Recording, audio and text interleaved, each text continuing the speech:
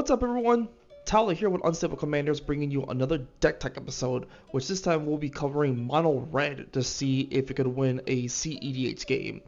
How I chose the commander this time around was I actually posted a poll on Twitter X on a list of mono red commanders, and whatever one I was going to build around, which in this case it was Slicer Hired Muscle, and this is what I'm going to be doing moving forward.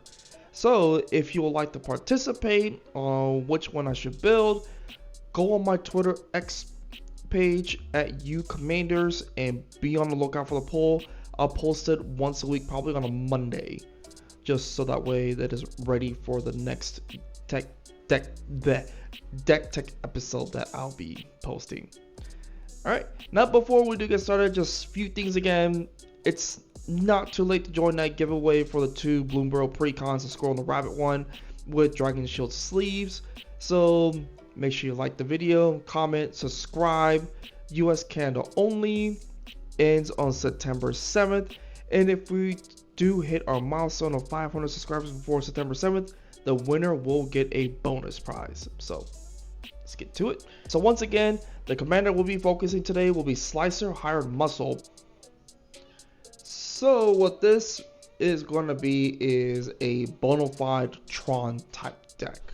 So just like always, what we're going to be doing is we're going to go over lands, Planeswalkers, creatures, sorceries, instants, artifacts, then enchantments, and then from there I'll be discussing all the win cons, which you might actually catch them by the time I start naming them off. Well, lands, I did 27, 28 including MDFC.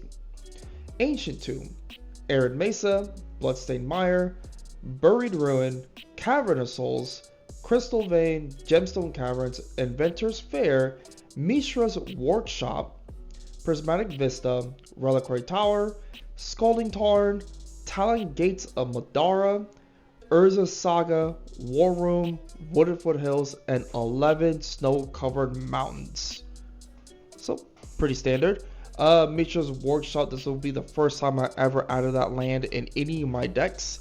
I just thought this would actually work out in particular because this is a mostly artifact type of deck, and I will need as much mana as I can for these equipment so that way I could use the rest of them for the equipment costs. Planeswalkers, I just did one, and that is Jessica Thrice Reborn. This will be a good way just to ping pesky creatures out, or I could use the 0 ability to basically hit Slicer, like hit people with Slicer, hit them with a tank. Creatures this time is only 7.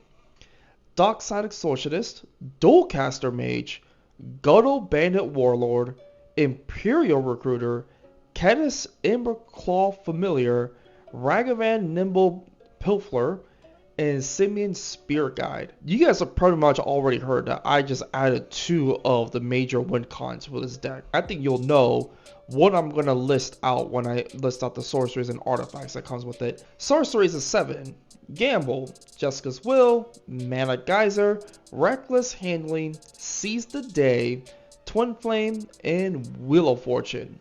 Standard red stuffs. Incense 15, which is Abrade, Deflecting Swat, Delayed Blast Fireball, Desperate Ritual, Flare Duplication, Lightning Bolt, Pyretic Ritual, Pyroblast, Red Elemental Blast, Reverberate, Ricochet Trap, Seething Song, Tybalt's Trickery, Unleash Fury, and Valakut Awakening, which is the only MDFC card that I have in this deck. Artifacts is the big list on this one. This is 37 this time around.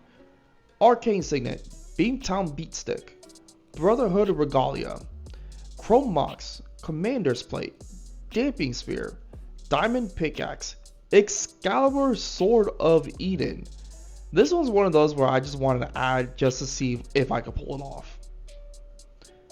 Goldvein Pick, Grafdigger's Cage, Hammer of Nazan, Helm of the Host, that's right, yep, there it is, Jode Lotus, Lightning Greaves, Lost Jete, Lotus Petal, Mana Crypt, Mana Vault, Mask of Memory, Mox Amber, Mox Diamond, Mox Opal, Old Naginata, Rogue's Gloves, Ruby Medallion, Shadow Sphere, Soul Ring, Strength Testing Hammer, Sword of Fire and Ice, Tenza Goto's Maul, the One Ring, Thran Power Suit, Torpor Orb, Umezawa's Jete, Vexing Bauble, Winter Orb, and Zephyr Boots. I did add a little bit of stacks in this deck just so that way, in case I'm not drawing well on my opening hand, I can at least try to get a stacks piece on my opening hand to be able to keep up in the late game. In Enchantments 5, Blood Moon, Curse of Opulence, Power Balance, Stranglehold, and the Sound of Drums. That's the list right there. Now we're going to go over win cons, and you guys already heard the win cons that I just named out. One of them being Dualcaster Mage, which will combo with Twin Flame. With that one, since this one only does have 7 creatures in this deck, the Twin Flame is mainly going to target the Slicer first.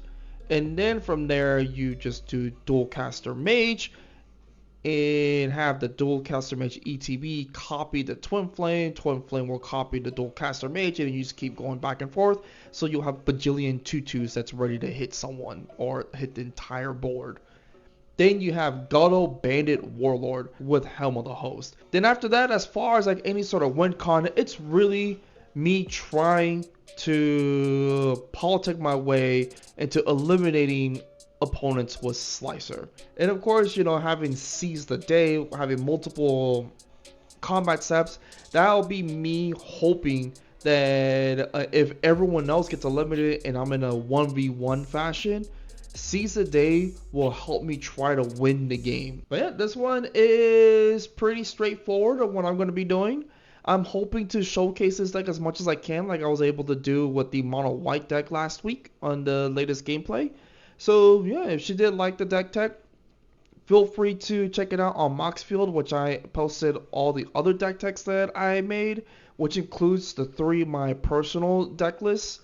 So yeah, if you like the video, again, hit that like button, comment down below, subscribe to join that giveaway for the 2 Bloomburrow precons. The gameplay for this deck will come out on the following Sunday, so just keep an eye on that. Alright guys, if it's your birth month, happy birth month. See ya.